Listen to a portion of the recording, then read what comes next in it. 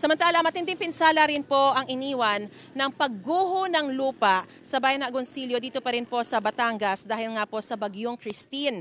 Nagdulot po ito ng pagkasawi ng ilang mga residente, pati pagkasira ng kalsada, pati na rin po ng mga gusali. May unang balita si Darlene Kai. Ganito kalawak ang pinsalang idinulot ng Bagyong Christine sa bayan ng Agoncillo sa Batangas. Ang dating puro lupa at halaman, puno na ngayon ng tubig at troso.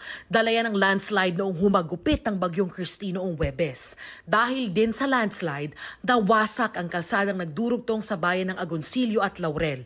Kailangan tuloy umikot ng mga residente at lumusong sa putik at tubig para lang makatawid sa ibang bahagi ng Agoncillo. Sa dulo ng nasirang kalsada, inabutan namin si Margarito. Ika-4 na araw na niyang hinahanap ang kanyang 74 na taong gulang na tatay na si Florencio. Nagpunta po siya sa kanyang mga bakahan pero wala pa ho namang baha noong magpunta siya. Nung balik lang niya, inabot na siya.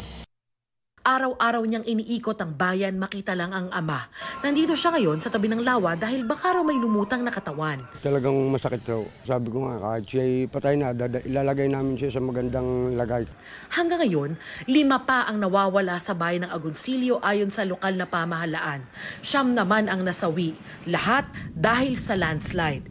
Dito sa Barangay Subic, Ilaya, napuno ng mga kahoy at bato ang isang malawak na lupain.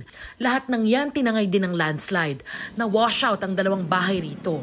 Ang mga sasakyan, tinangay ng ilang metro at ngayon ay nakasampa sa mga tumpok ng lupa sa paligid. Himala na nga lang daw na maituturing na nakaligtas ang pamilya ni na Joel. Wasak ang pader ng bahay nila na dinaanan ng naglalakihang troso. Sira na rin lahat ng kanilang gamit. Mabuti na lang daw at nakaakyat agad sila sa bubong. Nakatakot din po.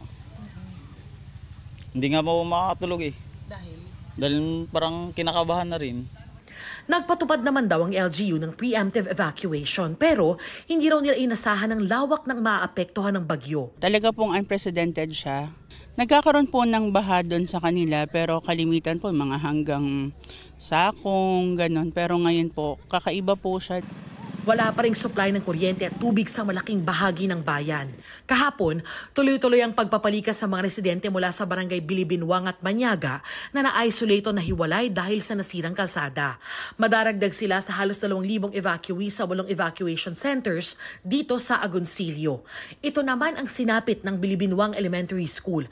Halos kalahati ng eskwelahan ang nabalot ng putik, natumba at nasira rin ang mga upuan at iba pang gamit.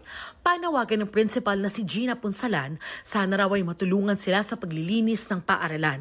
Ang kailangan po namin talaga pagkain, bigas, tubig. Sa ngayon po marami pa po tayong barangays na walang kuryente, wala pong tubig. Kaya talaga pong tubig for general use, tubig na drinking water at pagkain po para sa amin pong mga kababayan.